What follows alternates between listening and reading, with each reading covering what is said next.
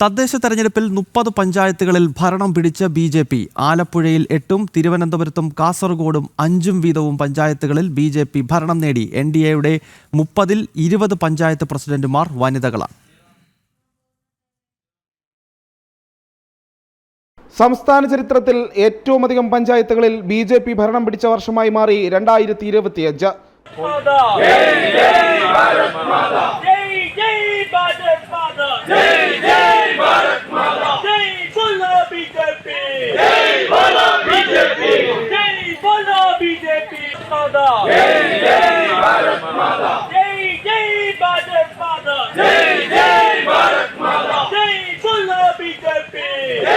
തിരുവനന്തപുരം മുതൽ കാസർഗോഡ് വരെയാകെ 30 പഞ്ചായത്തുകളിലാണ് BJP ഭരണം നിലവിൽ വന്നത്.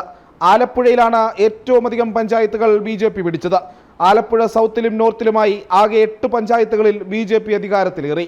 കാസർഗോഡും തിരുവനന്തപുരത്തും 5 വീതമാണ് BJP ഭരണമുള്ള പഞ്ചായത്തുകൾ.